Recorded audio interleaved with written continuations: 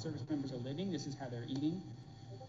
And that's basically how I started. I took a week off from work as vacation, and I had a very version 1.0, and I got it out to service members, and it took off from there, bigger than I thought.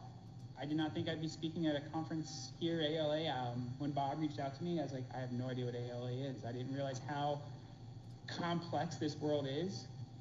But at the end of the day, soldiers, service members, they don't know that. They just see, am I getting good food? Am I getting a good place to sleep?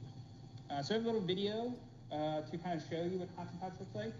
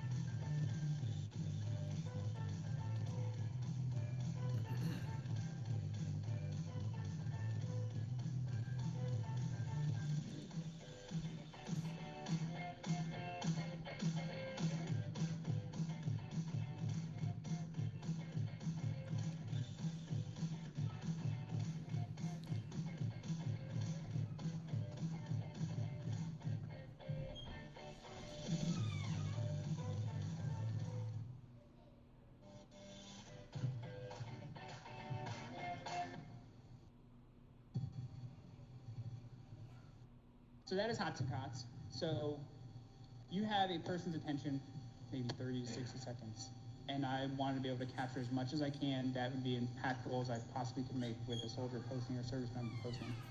So picture, title, 1 through 5 stars, and you can leave a review on your meal or wherever you're living, good or bad. There are optional questions that you can ask. For the barracks side of things, a lot of those questions stem from the GA report. So when I go in these conversations with congressional staffers and leaders on installations, I can say, this is the soldiers who are living with mold. These are the soldiers who can't lock a door. These are the soldiers who maybe are sharing a room with 3 other service members. And then for the food side, I ask questions. Was this a holiday meal? Was the dining facility within walking distance? Was the food cooked properly? How was the presentation of the meal? Which are also key points to help when I have these conversations of where are the soldiers struggling when they want to eat at a dining facility. It's free. I'm not doing any tracking. There was a tech company some years ago that was tracking service members that got them in some hot water because they were tracking them in a location they shouldn't have been tracking them. So there's no privacy intrusion for the service member. There's no ads. But it's anonymous, which I think is very important, because that is still a stigma today, where it needs to be an institutional change, where soldiers and service members don't need to worry about repercussions on maybe being honest on a situation. I've been that E1, E2, talking to a sergeant major, and it's scary. It can be hard. You're like, what happens if my chain of command finds out? Am I going to have extra duty? Am I going to get counseled for this? And even today, when I'm talking to service members about trying to get an issue resolved, they're like, am I going to get in trouble for this? And I've had no backlash. Nobody has come back to me and said, I've had backlash because I came and reported something on Hots&Cots. So, GA report I mentioned, the questions all stem from that. And it's also a great tool if you're going TDY or PCSing somewhere. Because right now, junior enlisted members, they don't know what they're getting into when they're going to a new installation. Accompanied families do. They have a tenant bill of rights. They can see what the floor plan looks like. They know what they're going to get BAH or BAS, so they're going to go to the grocery store. But junior enlisted, they don't know what dining facilities are going to be like. They don't know what their barracks are going to be like. So this gives an avenue to see what that looks like. And especially now with quality of life, retention, they can make a decision like, do I want to extend? And if I do want to extend, where do I want to go? What has a good rating? What do the barracks look like? How are they eating? And this also is a great tool for leaders. I was just talking with somebody about how when a senior leader comes to an installation, things get dressed up, they get changed, they get taken to the nicest dining facility, or the dining facility is prepped that a senior leader is coming. So this gives an option for those leaders to see how soldiers are living, how they're eating. And if you're a leader and you're eating constantly at a dining facility, you're going to get a nice dining facility. You're going to get the nice food. But if the leader's not eating there and the leader's not showing up, what motivation does a dining facility have to give the best dining experience? And there's nothing like this, as I said before. Most of the apps the military has are all from a top-down system. It's all information being passed down, whereas this is a bottom-up feedback system. You're getting something directly from the service members on the ground who are living in the barracks, who are eating at the dining facilities. Who's heard of ICE? Here, who's used ICE? Okay. It could be, there's some things about ICE that can be improved greatly. Right now, you can't submit photos on ICE. So if you're submitting some sort of complaint or an issue, you have to really wordsmith the issue.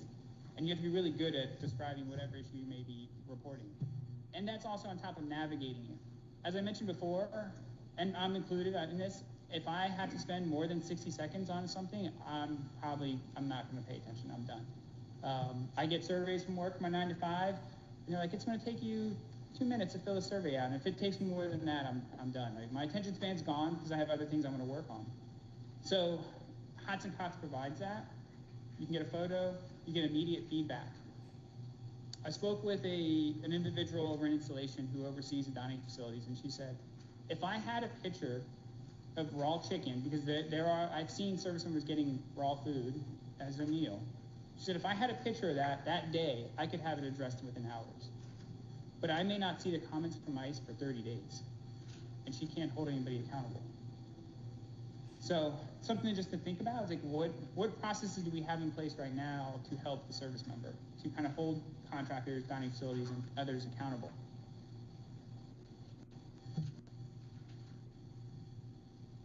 So who is Hots&Cots?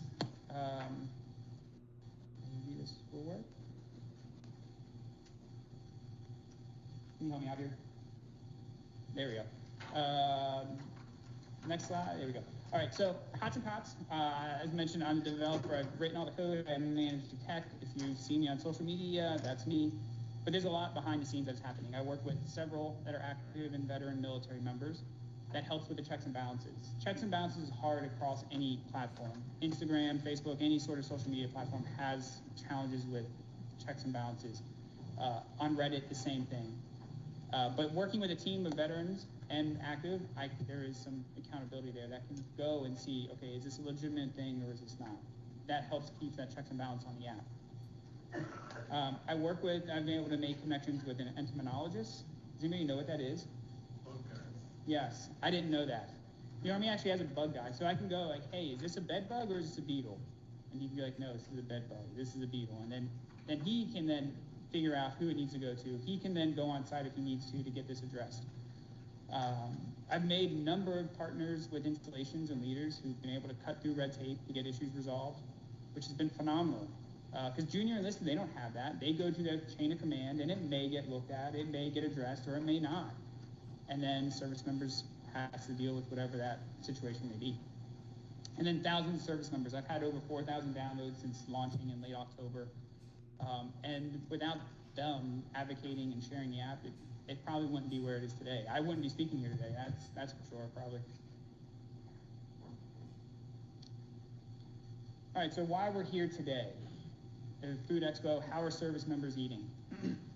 What is their dining experience like? Before we get into that, I'm going to show some posts that were made and they were rated, and mentally just think what you would rate those, and then I'll show you what the service member rated those, and you can kind of decide if you're right or wrong or off course or not.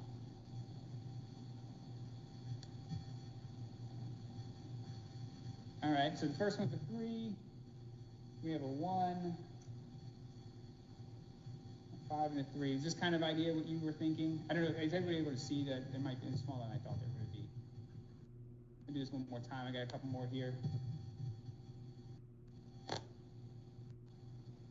And if you're thinking that last one's on the beach, it's close to the beach. I think it's on the bay. Is the higher the number, the higher the rating? Yeah, so 5 is great, 1 is, this is not good. So these are the ratings that service members actually gone and they posted on the app of what they are.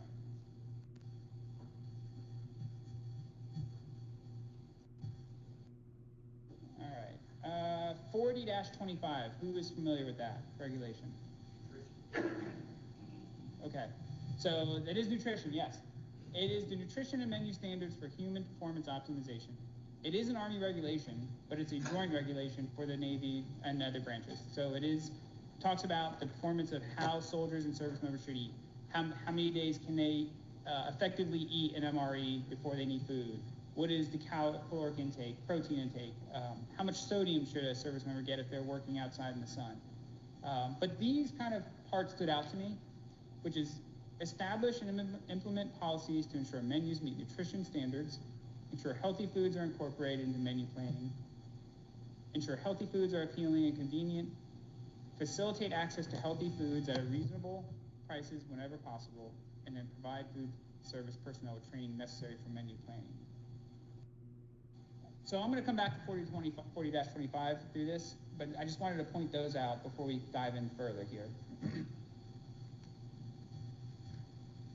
Dining facilities versus kiosks. If you notice, this is an empty kiosk. This kind of blew up from this post on Hots&Cots. This blew up recently because service members came to go get food, they came to get lunch, and it was an empty kiosk. There was no food. This happened in February. This happened at Fort Carson, and it blew up, and Fort Carson got wind, and they reached out to me, and we had a great conversation. Lieutenant Colonel Payton and I spent about an hour talking about this situation, and he was very much open to the feedback that I'm hearing, and he was sharing with why their decision to move to kiosks. So if you don't know, on the weekends, kiosks are closed at Fort Carson, dining facilities are closed at Fort Carson, and they're putting in place kiosks. This is also happening at Hunter Airfield, and then I think also a couple other installations, and maybe JBLM is one of them as well. But the big thing here is dining facilities are closed, so soldiers are left to go to a kiosk.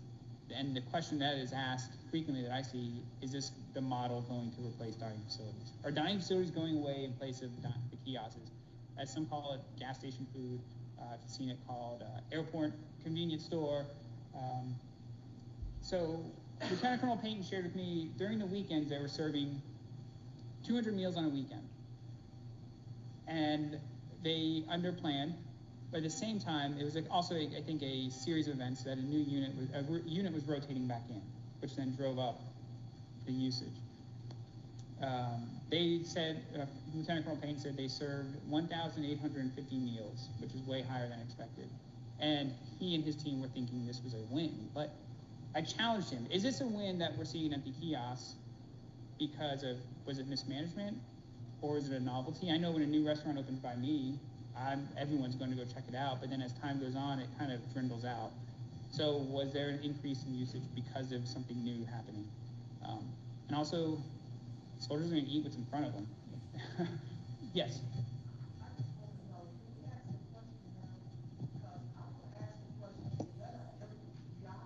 Yes.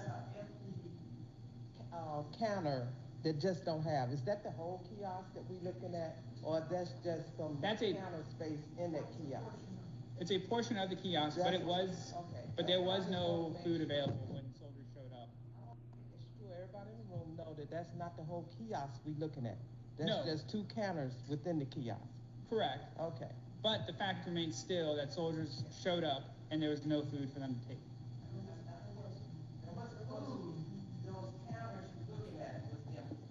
Okay, we can agree to disagree, but I'm telling you what happening with the soldiers on the ground and who showed up at the kiosk, and my conversation with Lieutenant Colonel Payton. Yeah. So real quick, sir, Ricky Gaines, I'm the Chief of Futures and Modernization Division, and we like what you're presenting. Sure. However, it is not the full representation of what transpired and took place at Fort Carson. As you heard Ms. Beverly Hamlet state, she's the Chief of Quality Assurance Division. We're all part of the Army Food Service Program. We saw this as really a good news story. Not as negative as it may seem, based on the optics, but because that projection platform, as you stated, it did increase tremendously. And so where you move from a average of 250 to 300 head count on the weekends to 1,800 plus being supported out of a kiosk, I like to say enhanced or modified, flexible feeding option at that installation. But since then, there has been great throughput in that continuous process improvement to support those soldiers on those Fridays dinners and the weekend operations. And so I guess my point is that we're showing this, but do you have any updates to show what it looks like thereafter? Yes, I was getting there. Okay, thanks. Yep, I was going to get there. Yeah. That since then, since my conversation with Fort Carson, this has not happened. Something that was not revealed is that, and this was shared, and it wasn't really communicated out very much. The kiosks were communicated more than the meal prep. So they did have a meal prep. The first weekend was 350 meals. The second was 420, and at the time they were going into the third week with 1,000 meals for meal prep, which is a first come, first service. And I've seen that model at Fort Johnson and JBLM, and those have been very successful. I could see good feedback on the meal prep things. They're prepared by cooks, and they're packaged up, and they're given the macros are broken down based on everything else, which is great. But the Army Times did say, if your DFAC utilization is low and soldiers are present on base, your DFAC is bad. And that resonated with me because that is a question I think we all need to be asking ourselves. Why are soldiers not eating? Why are service members not eating in a dining facility if they're on base? Is the dining experience bad? I know there's good dining DFACs out there. I see the food posted. I see how they're rated. But I also do see the bad ones, and I do see the ones coming through social media. But yes, since this incident, this has not happened. However, it did happen at Hunter Army Airfield on Friday, right before a 4-day weekend at 11:30, where the kiosk was empty again. And I did get in touch with the commander, and it was stocked thoroughly throughout the whole weekend. But the point is, the kiosks should not have gone empty. Soldiers should not have shown up to the kiosks and no food be present. Because at the end of the day, they still need to eat. They're junior enlisted. They may not have a vehicle. I've seen stories where soldiers have to walk 4 miles to the nearest DFAC. This happened over Christmas time, where they had to walk several miles to the nearest open DFAC because they did not have a vehicle. So this is some of the meals I've seen posted on kiosks from there. Going back to 40-25, like, is this an appropriate meal? Is this just meeting a caloric number? And it's more, is the move to just meeting a caloric intake not considering the quality of food? Are we considering quality versus quantity? Are we trying to fix a structural issue of why soldiers are not eating at DFACs, and instead of trying to recreate how they are eating? I don't believe service members are wanting to eat at a shop-at or fast food. I believe they're eating there because it's consistent food. They know what they're going to get. It's what's available. Op tempo is right now very high. I hear about it, so maybe they don't have time to go to the DFAC because they need to be back at their unit, or they're going to be in the field, or the dining facility is closed when they show up, and that's the only thing left. I think we should be trying to fix the structural issue of the dining experience and not try to recreate what soldiers are eating. Military.com did a review on some of the menu items that were there. They were high in carbs, sugar, high in sodium. So again, are we using 40-25 as a regulation to determine how soldiers and service members should be eating? For example, a heavy activity male should be getting 136 grams of protein and 3,700 calories, sorry, not 1,000. 3,700 calories for a heavy activity male. A female is 100 grams of protein and 2,700 calories. Can they meet that with the kiosk model? Can they get good quality food? Going back to meeting and chatting with Fort Carson, one of the feedback items that came back was a soldier was only able to get as a milk for their dairy product, yogurt or milk. So for their drink, they were left just sugary drinks. Now, technically, yes, milk is a dairy product, but why does that have the soldier choose between getting milk or yogurt? Why can't he get them both? And within minutes, I sent that up to Lieutenant Colonel Payton, and he fixed the issue. But then Hunter Army Airfield, same thing. They're still looking at milk and dairy as one product instead of separating them. So there's a breakdown. Why are we not collaborating? I've heard that somebody else mention that earlier. We should be collaborating together to see what other installations are doing, to see what other branches are doing to be successful. These are some of the meal preps. I talked to a soldier on one of these, and he said, this is the best I've eaten. He said, I wasn't getting this at home, which is great to hear. Like, that's what I love seeing when soldiers are posting great food. I want to see soldiers taken care of eating-wise and living-wise. Here's some highly rated ones that I've seen come through. The bottom three are at an Air Force base, if I recall. And this bottom one here, the service member told me they were cutting the fruit up as he was there to get the breakfast that day. So this is great food. I love seeing this. I wanted Hots&Cots not to just be a complaint platform. That's not what it's meant to be. It's meant to highlight the good and the bad, because sometimes things go into a black box and then we don't know. People don't know. A friend of mine asked me, would you be okay with your kids joining the military? And I explained to him some of the challenges happening right now. He's like, I had no idea. So unless you're living it, you're part of the military world, not everybody knows. And that's what I'm wanting to do with Hots&Cots, is show the good stuff as well as the bad stuff. Because I do think we need to have, there's some self-accountability there.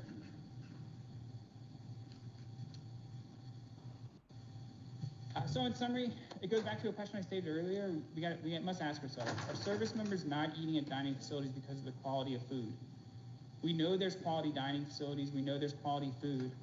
So what are the successful ones doing that the unsuccessful ones aren't? Are we looking at the overall dining experience? And then are we thinking of the soldier and the service members, what they have access to? Can they get to a dining facility? Download Hots&Cots. It's free. It's on the iOS App Store. Check it out. See how service members are eating if you're curious, if you're not sure. Because I think you may get a different perspective on what's being reported to you versus what service members are actually posting.